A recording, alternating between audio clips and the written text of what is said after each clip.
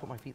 8 teams have already been sent home in the NBA playoffs. 4 more will join them soon enough, while the others will keep their title dreams alive. Welcome to the One-on-One Sports Lounge, where I'm joined by our association experts, Ryan Ballack, Alex Sharon, and Jackson Brody. Guys, conference semifinals matchups. We're going to start off with the 1 seed in the East taking on the 5 seed in the East, the Miami Heat and Chicago Bulls. Jackson, who do you got taking this series? You have to go with the Heat. Obviously, they lost game 1, but that only gives them more motivation. We've seen this in the past, i.e. the NBA Finals last year where the Thunder took game 1, and we all know what happened there.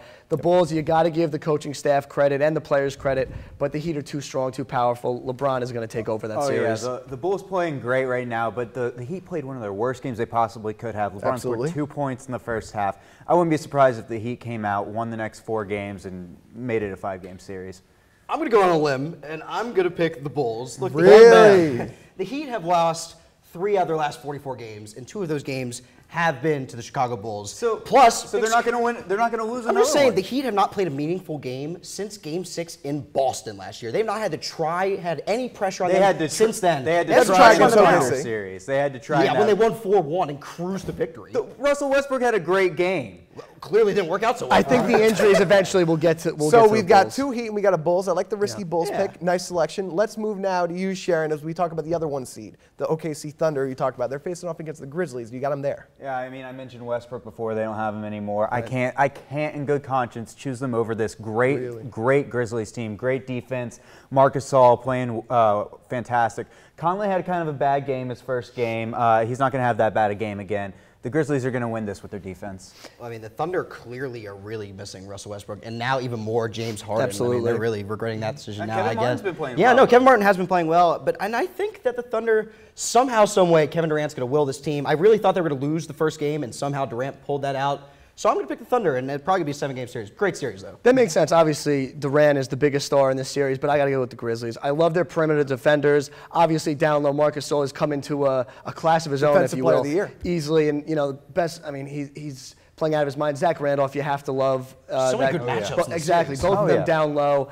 I just think the Thunder are missing their stars too much. If you look, the Grizzlies outclass the Thunder in every matchup except for whatever Durant's playing. Yeah, Durant is great, but he's too good. And the Grizzlies are a tougher team. I know. I give the nod to OKC myself, so I'm jumping team with Ballack right Durant, here. that's Number your boy. 1 defense Durant's in the that's your NBA. boy. The number 1 Memphis. team in the West. The best scorer in the NBA. But let's move on to the other team in the West, the other matchup. We have the Spurs and the Golden State Warriors. A great game 1, but Ballack, who do you got taking the rest of the series? This series reminds me so much of the Thunder's-Lakers series back in 2010 when the Lakers were the 1 and they were like the veteran players, and the Thunder had just drafted James Harden, they had Russell Westbrook, and Kevin Durant was all developing. The same kind of things happening here in Golden State with San Antonio. I just don't think Steph Curry, I mean, he's been all world this postseason. Incredible. I just don't think he has enough to will them against the Spurs in a 7-game series. Especially not if he has to play every minute of every game. No.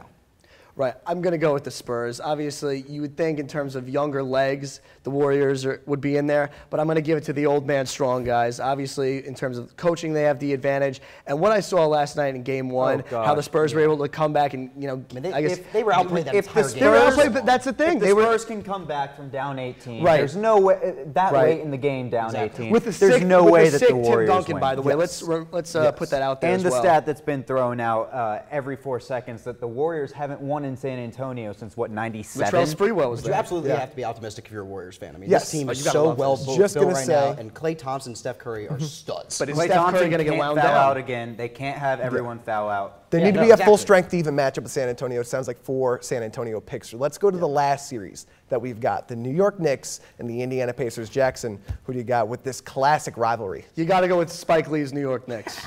I'm going to pick them in 7, though. Obviously, they lost Game 1. They have to come back tonight and win Game 2, or else they're in real trouble. The Knicks have got to play. They got to move the ball better. They have to play better defense. They have to get taller. Indiana's a defensive tall team. The Knicks have got to. The Knicks have to get taller. Whatever. Maybe you have to go down there and play down low. Whatever they have to do, Melo has to shoot better.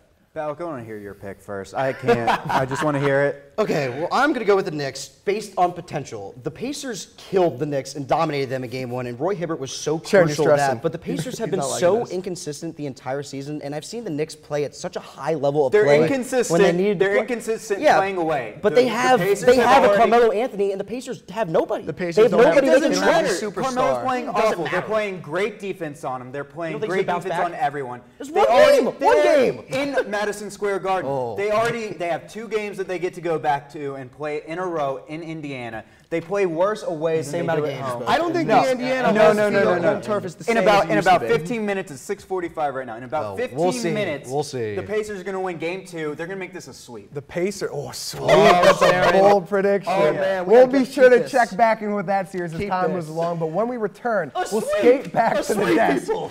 to talk more playoffs, Get the this brooms time ready. in the NHL. You're watching 101 Sports on Elon Student Television. We got to get these guys off the set.